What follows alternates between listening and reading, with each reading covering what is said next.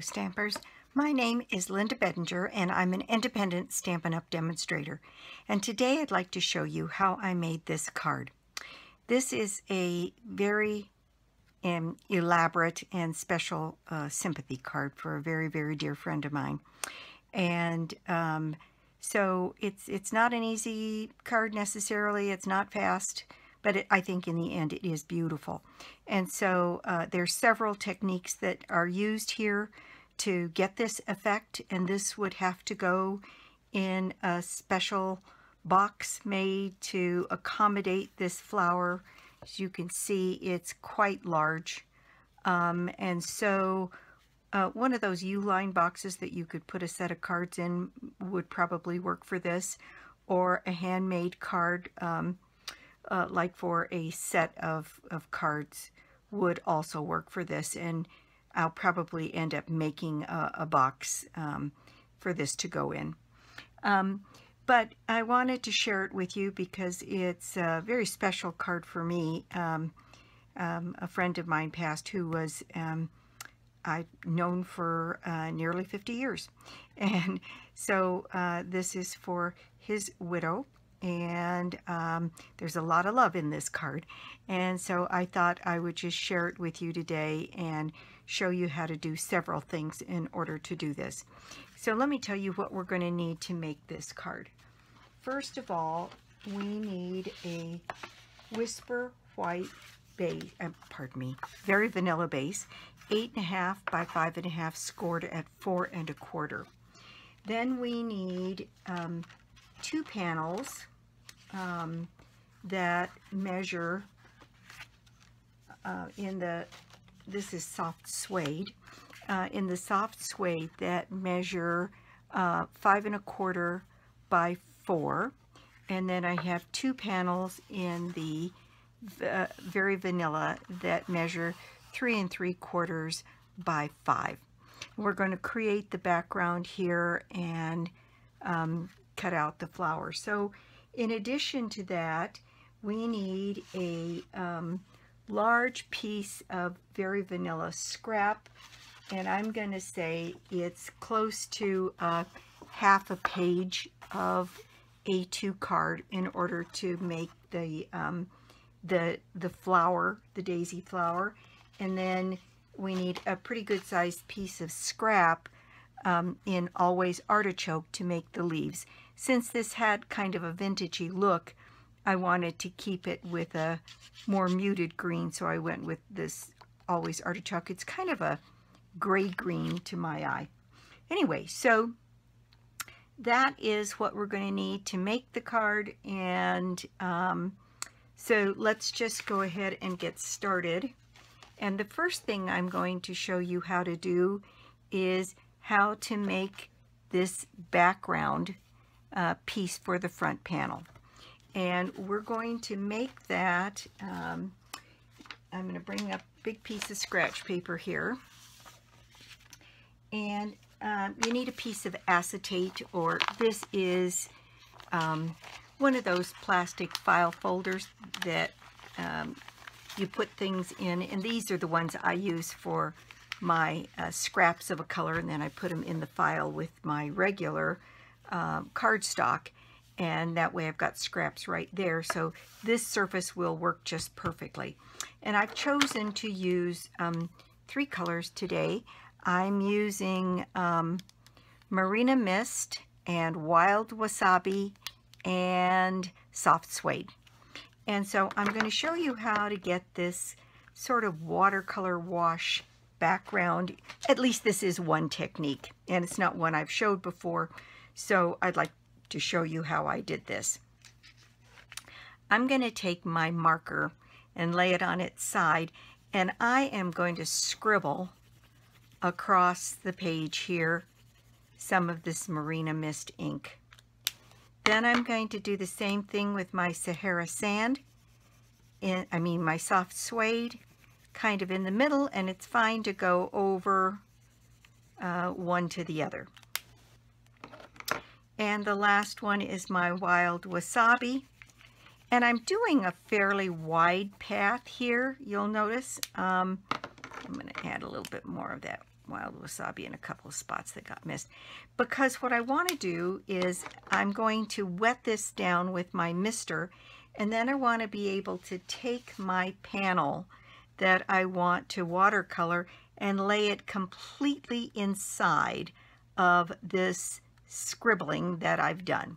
So I'm going to take my Stampin' Up! Mister here, and I am going to wet this down, actually quite a bit, and I kind of want the colors to be distinctive. You could take a tool and kind of mosaic them around if you wanted to get, well, let's do it, just see what happens this one time, just to get some of the colors crossing over to some of the other places. Then I'm going to take my piece of Very Vanilla, and what I'm going to do is hold it on either side. I'm going to kind of mush it, if you will, in the middle, and then lay it flat, and then pick it up almost immediately, because the sides will start to curl, and that means that the cardstock is getting saturated with water and color in this case. So I'm going to do that now. I'm going to do that squiggle around, lay this down in my colors, take my hands away, and you can see the cardstock starting to curl here. And the other thing that I have handy is some paper towel here.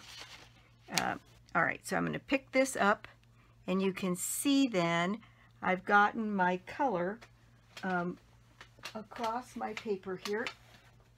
And so what I'm going to do is, there's a couple pieces that I'm missing some color, and I'm going to just dip that back in some of the color here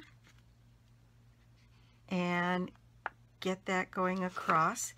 Then I'm going to move this out of the way a little bit because I'm more interested in paying attention to my cardstock now. And I'm going to dab up some of that extra moisture and take a look at where else I might want to set this down in the color to pick up any places that didn't get color the first time around. And there we go. I think that's perfect. And it's got all three colors, and just to be safe here, the thing I'm going to do is use my paper towel to pick up all of this extra moisture and color here so that I don't get it all over everything. I am fairly inky today as I was sort of figuring out all of the pieces to this card. Okay, so I can set this aside, and I have a really nice background here, and you could run it either way. I kind of like it this way. And what I would do next is use my heat tool to dry this piece, and I'm going to do that, and you're going to see that the paper is going to curl, and then I'm going to turn it over and dry it on the other side, and it'll curl back and forth, and that way it dries relatively straight.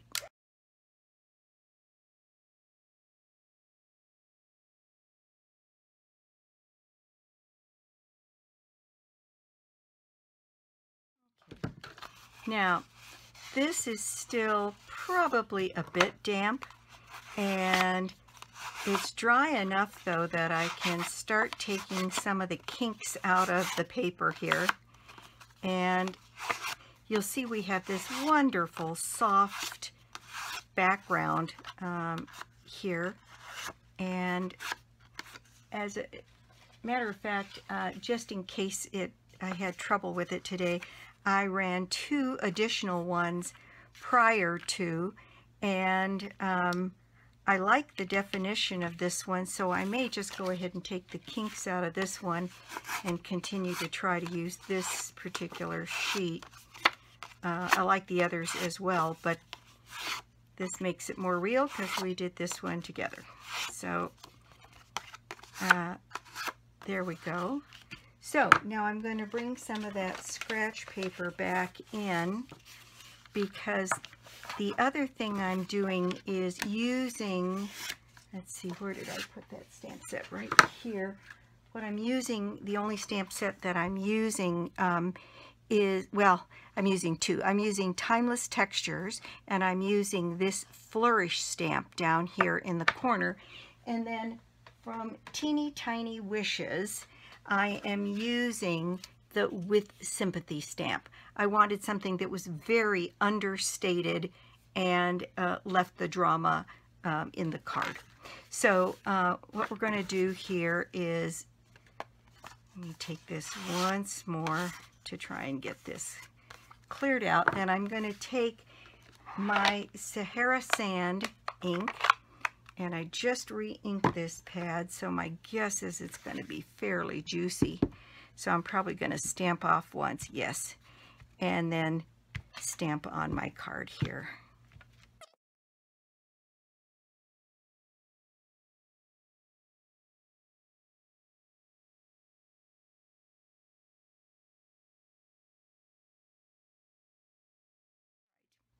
So let me move the ink out of the way.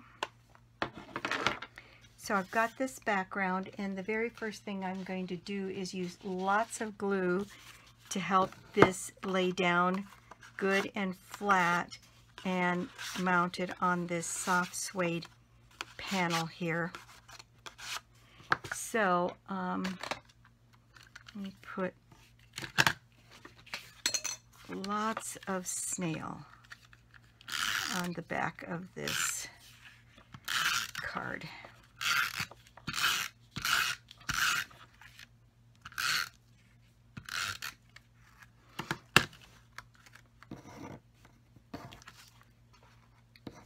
And get this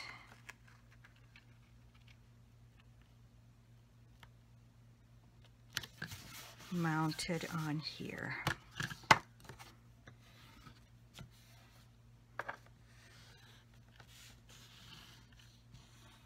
Some of those edges just have a little bit of a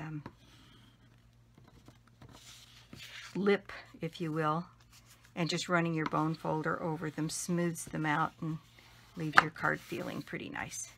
Okay, so there's that piece, and I'm going to set that aside because now I'm going to walk you through making the flower. What I did was I did the same thing that you just saw me do there, in that I used my Sahara Sand and this stamp, and what I did was I stamped off, I need my scratch paper back again, and in this case I'm going to stamp off twice because I want this very, very light. So like this, and I am going to cover, and it's all right if there's variations in the tone, some a little bit lighter and an occasional pretty dark one is fine. And the thing that's different about this, and I'll show you because I've pre-done some of this, but I wanted to show you this, is I'm going to stamp both sides of this paper. So, and you can move your stamp around so that you're not getting exactly the same image every time. And again, a darker image every now and then is just going to add to the variation that you see in the paper. So that's what I did, inking both sides. And I've already done a piece ahead of time that is inked on both sides, and this is half of a sheet. And there you can see I've got that flourish, and I was fine with over stamping, going over some spots and crossing over the pattern. It didn't matter. I just wanted something that looked very texturized here on this piece. Then I'm going to do precisely that same thing on this green, this Always Artichoke, and I've done one side here already, and it's the same thing. I'm going to stamp off a couple of times here, and I'm going to get some images on here for both sides of the leaf. Then we can decide which side we like better when we punch out the leaves. Okay, so there I have both of those pieces done. So let me move that out of the way. I don't think we need the heat tool for anything else. Now, what I'm going to do, this flower I made using the daisy punch. And what we need is like 5 or 6 daisies in order to make this flower. So I'm going to come in here and punch out daisies. And I'm just going to punch out a few because I've got some already done. But there you see the daisy has a little bit of color on both sides, and that I think adds to the interest in the flower here. So that's what I did, and through the magic of having a few things done ahead of time, I have some daisies already punched out. Now, the same thing with the leaves. This is our new leaf punch, and so I wanted to cut out a few of the leaves here as well, and I wanted them to have the texture. On the card that I made, I didn't do the stamping on the leaves, and now I'm sorry I didn't. So we'll do, I think I'm going to cut out 6 of these just to make sure that I have enough.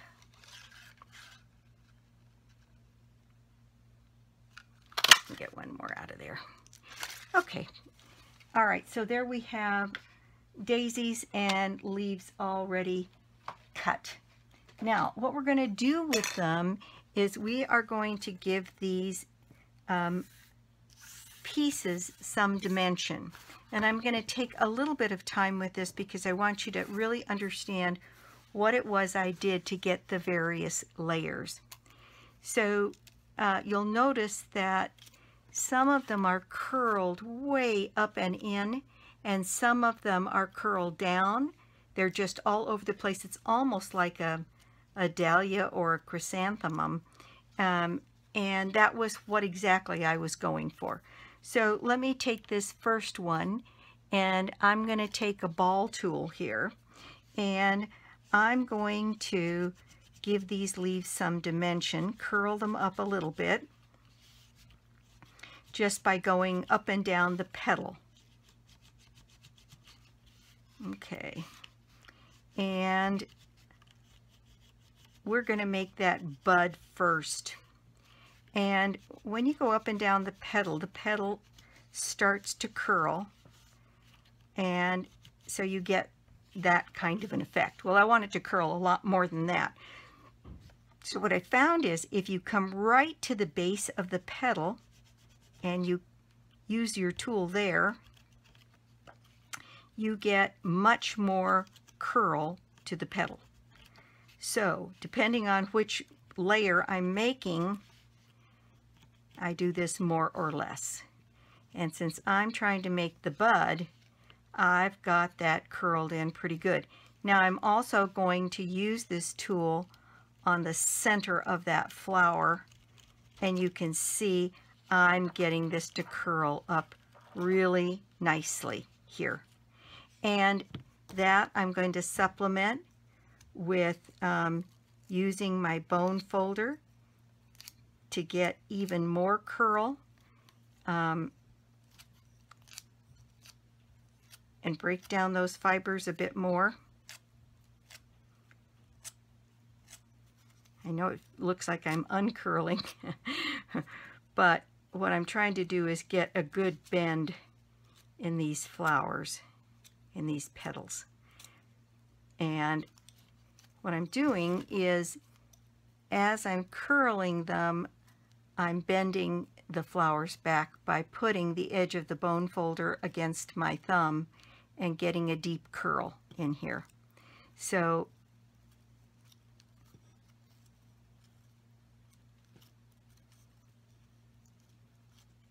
Okay. Oops, it looks like I missed one.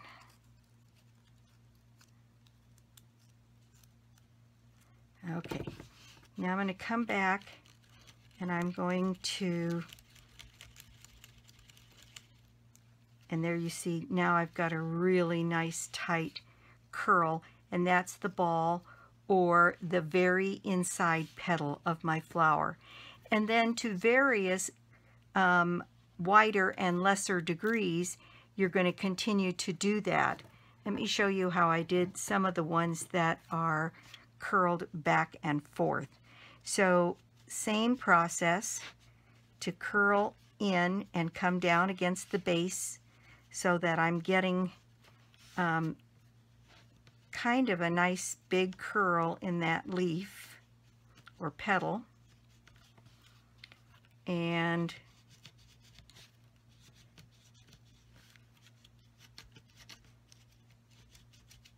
on this one, what I'm going to do is turn it upside down and curl this one, the center this way. And you see what happens? I've got a different kind of dimension on that daisy altogether. So I've got this action going on around this way, and I can make that more or less again by using my bone folder and getting that curled around, and then moving this center down and getting that to stand up a bit so that I get that kind of an effect. Now, I'm going to show you one more that's a technique, and then I think I'll take it offline for a minute and finish curling these folders, these petals, these flowers. But I wanted to show you one more variation here before I do that. And so this part, the first two parts that we just saw, work there.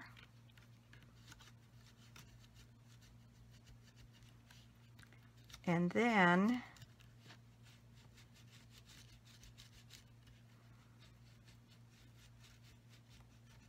so like this, then over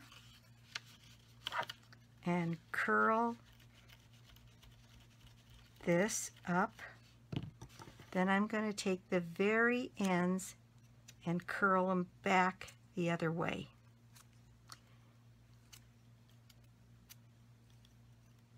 So we will have some petals that are folded up and some petals that are folded down. Now I'm going to take this again, and so now I have a completely different kind of effect. It doesn't just go down like this one. So if I put these two in between each other, you see now I've got petals going both directions. Then I'm going to make one that's a little looser than this to go around this one, and that's 3, 4, and then I'll do one more like this one here for the bottom, and I'll be back in a flash. Okay, so I'm back and I have basically 5 flowers. The inner little almost bud, the one that is folded inward again, that's going to sit inside here, that's a little bit looser.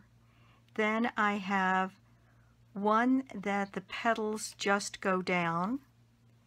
Then I have one where the petals go down and then up, and then another one where the petals just go down.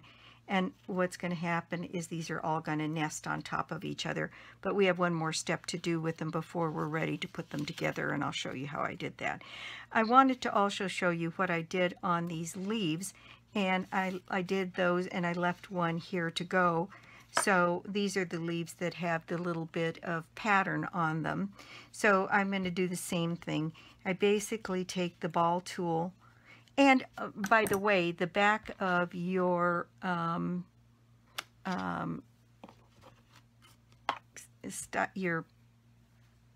stylus, your pokey tool, works exactly the same. So if you don't have a ball tool, this will work just fine. And then what I did was I come on the back side and bent them back the other way. So I've got, think 5 of those ready to go. All right, so while I have these here, I'm going to bring back in my scratch paper again. So I'm going to move these things off of here. And I'm going to bring back my ink pad, and I'm going to put some color in the lid of this Sahara sand. And then I'm going to spritz it with a little bit of water. And I'm going to take a dauber. Now this is nice and inked up, but pretty wet. So what I'm going to do is put some additional color on the outside of these petals. Not enough to soak the paper, but just enough to give it a little bit more color and dimension. So on these, I'm just going to kind of flick this around on those petals, and I'm going to reach inside some of these petals and do that also on the insides of these petals. So no matter what angle you're looking at this, it's got the look that we want on it. And I'm going to do the same thing with these. Just quickly go over these and add a little bit more color, a little bit deeper on some, a little bit lighter on others.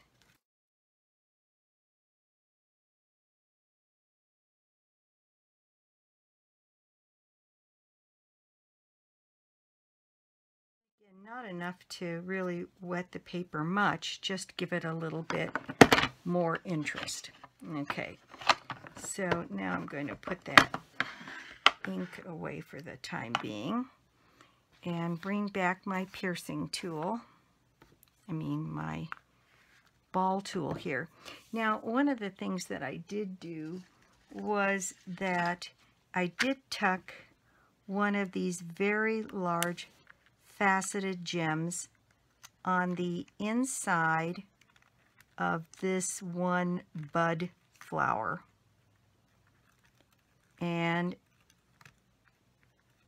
I know you won't see much of it, but you'll get a flash of the sparkle on this one. You can just see that that faceted gem is in there, and at certain angles you'll be able to see the sparkle that's in there. I think it completes the look. Then this, I'm going to just kind of push down a little bit. And what I did to put these together is that I used glue dots. Now you can do wet glue, but for videoing that's very challenging because then we have to wait for everything to dry. So I'm using glue dots, and I'm putting a glue dot on the bottom of this inner bud, and I'm going to place that where I want it on the inside of this flower, and again push those petals kind of where I want to see them. Okay, now I'm going to build this one, and I'm going to take a glue dot here to my bottommost layer. Then the next one I wanted to have in place was this one where the leaves went one direction and then the other. And so I'm going to just remind the paper here the direction I want it to go by reinforcing those little bends. And then I'm going to place this one in between the petals of the next one. And then I'm going to place another glue dot on the interior of this flower. You don't want to add dimensionals here because this is already so tall. By the time you got done, this thing could be almost too big. All right, so now I'm going to put these offset again a little bit off from both of the other ones down below and put that in place. Then another glue dot here, and this flower right in there. And then I'm going to start fluffing my leaves on my flowers to come up and down and curl around. And you can actually use like your piercing tool, like I'm doing here, to further curl some of those petals if you choose to. This is one of those things, almost like a bow, where you can spend you can spend an hour fluffing your flower. The point is, though, you want to get it sort of the way you like it. And then I decided then to start putting the flowers around. I'm going to move this out of the way so you can see a little bit better. And I've got these leaves here that I tucked literally just all the way around this flower to make a bigger statement. Here I wanted it surrounded by these leaves. So kind of like that, and it just extends the size of this flower. And I'm going to attach these with glue dots as well.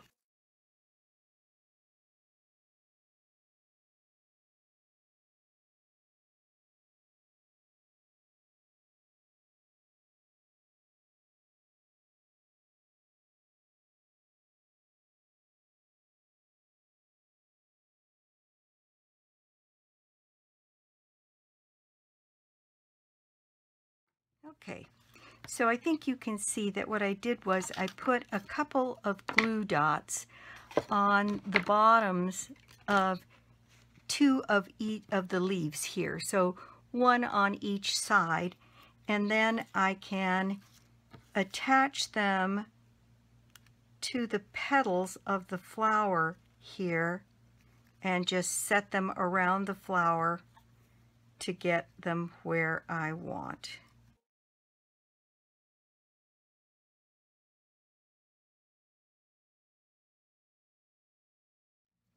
And there we have our flower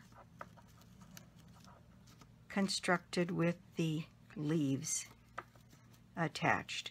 Now I'm also going to use a couple of glue dots on the base of this to mount this on my card. Isn't that pretty? Okay, so let's get back to putting a little bit of this together. I'm going to fold and burnish my card base here.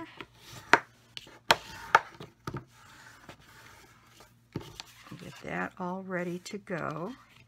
And then I need to add my twine. Add my twine. And I still have twine. I think it still comes on this kind of a package. I can't remember. But it's got kinks in it. So one of the things you can do is just take it and run it along your fingernail or your bone folder one time, and it takes the kinks out. All right, so what I'm going to do on this is put a little bit of snail here and attach this. I put this pretty much in the middle of the card. Wouldn't bother me if it was a little bit lower. And let's see, I think I'm going to put some on both sides so I can anchor it. And what I did was I went round and round my card in almost like a fan kind of pattern here.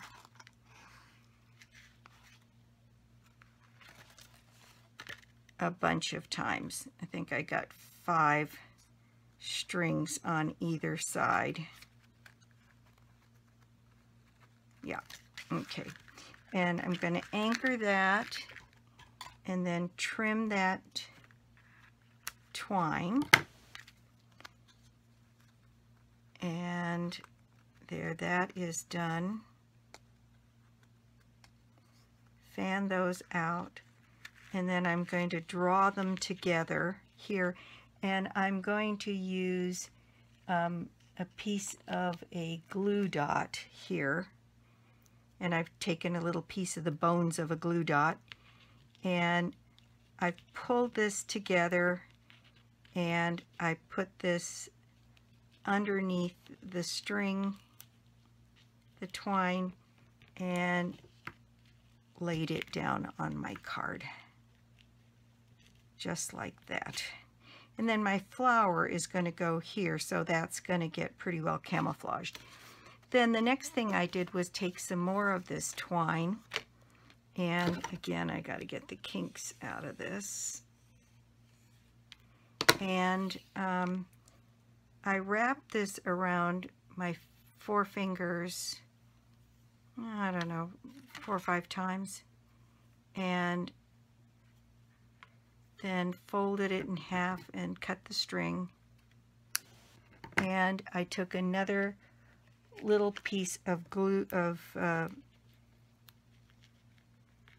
dimensional here, and laid it down here on my card. And again, my flower is going to cover all of that, so you just want to make sure that where you lay down your dimensional is going to be under the flower. And then I took this and I kind of pulled on the little bits of twine so that it wasn't such a neat little bow, but had short spots and long spots. And I laid this whole piece here along this dimensional. Then I think I'll lay a glue dot on top of that just to secure it. I don't know what I did with my...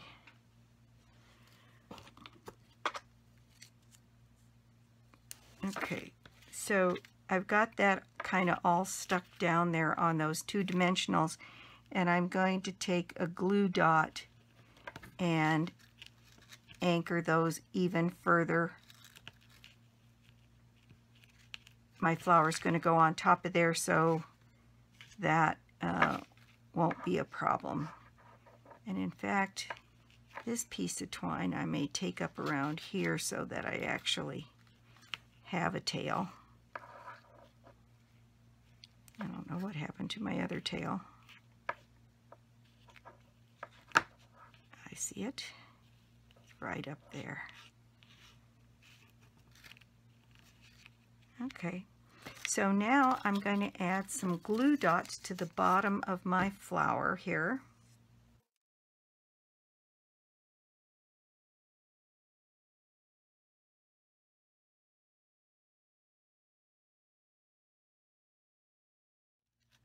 Okay, well, the good news is glue dots are very sticky, and the bad news is glue dots are very sticky.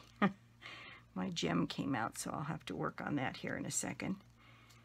So there's my flower, and what I'm going to do is pull my bow down here and set my flower down so that as I put it in place here, it's going to be secure. And I don't know what happened here, but I'll put an extra glue dot on this because I do not want that coming loose. So I'll take an extra glue dot and put it on the base of this gem. And put that in the center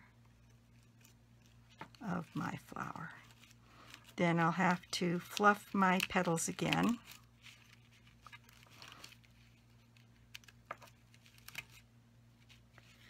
And there we have our most of the front of this card completed. All right, Now, this piece is going to get placed on here. Might have done that before I put the flower on, but we'll manage. So I can put snail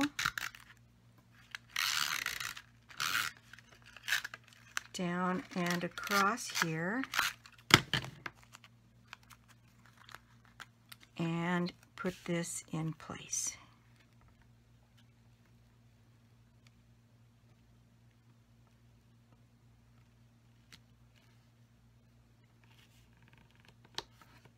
There we go.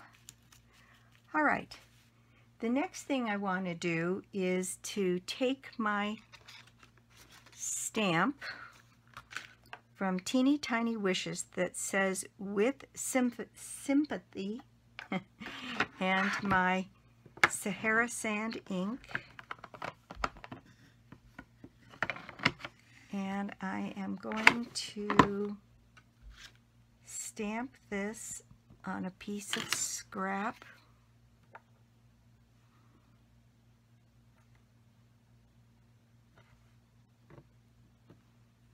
With sympathy, and then I have the tiniest of the stitched oval framelits that will surround that. Now, I already did mine off camera here, so I have a little with sympathy here, done with that smallest stitch framelit. I think it's so pretty, and I mostly do want this without any extra stamping on it, but I did decide that one of the things I wanted to do was very slightly add a little bit of this Sahara Sand around the edge of this sentiment here. And you can see I don't even need to ink up again. There's plenty on here from before, and I want to just make sure I get some there. I think that's just right. And I am going to use some of the mini dimensionals here on the back of this.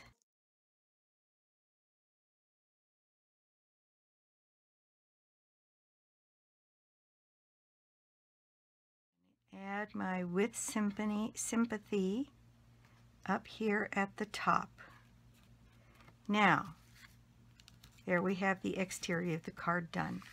For the inside of this card, I have one more panel of the soft suede and the very vanilla.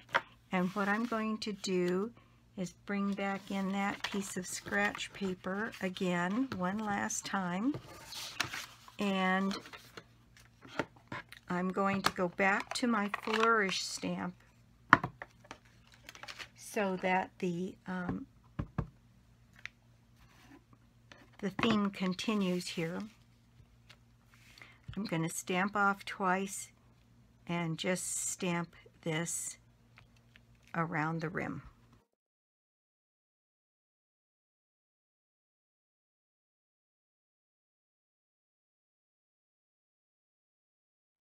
And that's the only decoration I'm going to put on the inside of this card. So now I will adhere this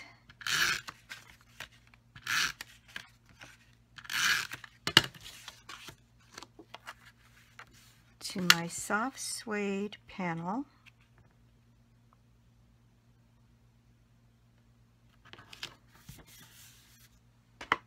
And add that to the inside of the card, and we will be finished with this project.